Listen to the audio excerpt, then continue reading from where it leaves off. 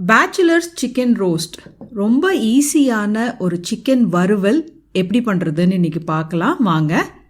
இங்கே ஒரு பேனில் தேங்காய் எண்ணெய் சேர்த்துக்கிறேன்.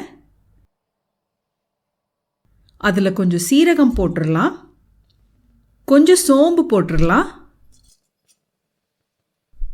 நல்லா பொடியாக நறுக்கின கருவேப்பிலையை சேர்த்துக்கிறேன். வாசனைக்கு ஒரு 5 குண்டு மிளகாய் உடைக்காமல் முழுசாக சேர்த்திக்கிறேன். உடைச்சி சேர்த்துனீங்கன்னா காரம் ஜாஸ்தி ஆயிரும், அதனால் உடைக்காமல் அப்படியே சேர்த்திக்கோங்க. இதெல்லாம் ஒரு வாட்டி எண்ணெயில் நல்லா வணக்கி விட்டுருங்க. இங்கே ஒரு 2 கப் வெங்காயம் நல்லா பொடியாக நறுக்கி வச்சுருக்கேன், அதை சேர்த்திக்கிறேன். வெங்காயம் நல்லா பொடியாக நறுக்குனிங்கன்னா தான் நம்மளுக்கு மசாலாவாக சிக்கன் ரோஸ்ட் கிடைக்கும். ஒரு 3 பச்சை மிளகாயை முழுசாக அப்படியே சேர்த்துக்கிறேன். முழுசாக போட்டிங்கன்னா அதோட ஜூஸ் மட்டும்தான் இறங்கும், காரம் இறங்காது. அந்த பச்சை மிளகாவோட வாசனை ரொம்ப நல்லா இருக்கும், அதனால் முழுசாக நான் ஒரு 2-3 மிளகாய் சேர்த்திருக்கேன். இந்த கோழி வறுவலுக்கு தேவையான உப்பு இப்போ போட்டுடலாம். நான் கல்லுப்பு போடுறேன், 1 ஸ்பூன் முதல்ல போடுறேன். தேவைன்னா கடைசியில் டேஸ்ட் பார்த்துட்டு இன்னும் கொஞ்சம் நம்ம ஆட் பண்ணிக்கலாம். வெங்காயம் நல்லா சாஃப்ட் ஆகிற வரைக்கும் இது ஒரு 2-3 நிமிஷம் நல்லா வணக்கி விட்டுடலாம். இப்போது இதில் ஒரு 1.5 டேபிள் ஸ்பூன் இஞ்சி பூண்டு விழுது சேர்த்துக்கிறேன். இது வீட்டில் பண்ண இஞ்சி பூண்டு விழுது. நீங்கள் ரெடிமேட் யூஸ் பண்ணுறீங்க அப்படின்னா கொஞ்சம் கம்மியாக போட்டுக்கோங்க, ஏன்னா காரம் அதில் கொஞ்சம் ஜாஸ்தியாக இருக்கும். இஞ்சி பூண்டு பேஸ்ட் சேர்த்திட்டு ஒரு 2 நிமிஷம் நல்லா வணக்கி விட்டுருங்க. இதில் இப்போ கொஞ்சம் மஞ்சள் தூள் சேர்த்துக்கிறேன், காரத்துக்கு மிளகாத்தூள் சேர்த்துக்கிறேன். சிக்கன் ரோஸ்ட் நல்லா ரெட் கலராக வர்றதுக்கு காஷ்மீரி மிளகாத்தூளும் சேர்த்துக்கிறேன்.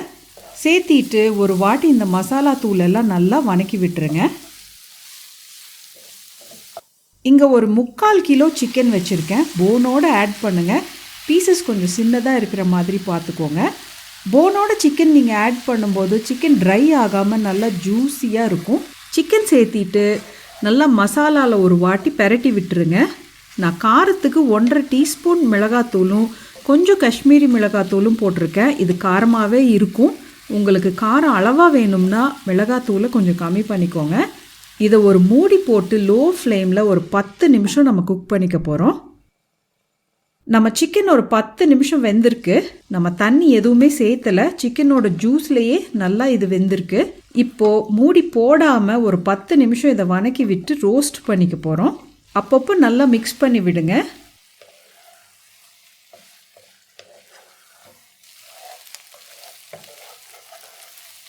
இப்போ பார்த்தீங்கன்னா சிக்கனில் இருக்கிற தண்ணி எல்லாம் வற்றி நல்லா ரோஸ்ட் ஆயிடுச்சு. இது மாதிரி ட்ரையாக வர வரைக்கும் நல்லா ஃப்ரை பண்ணி விட்டுருங்க. இப்போ இதில் கொஞ்சம் நெய் விட்டுடலாம்.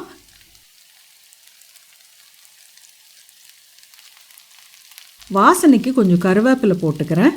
ஃபைனலாக கொஞ்சம் கொத்தமல்லி இலையும் சேர்த்துக்கிறேன். இதெல்லாம் சேர்த்துட்டு ஒரு வாட்டி நல்லா கலந்து விட்டுருங்க.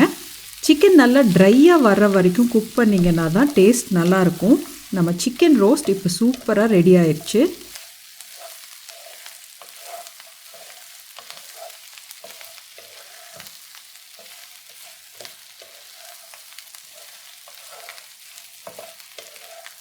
வீட்டில் ட்ரை பண்ணி பாருங்கள். இது ஒரு easy beginner friendly recipe. Try பண்ணிங்கன்னா எனக்கு கமெண்ட்டில் சொல்லுங்கள். தேங்க்யூ ஸோ மச் ஃபார் வாட்சிங்.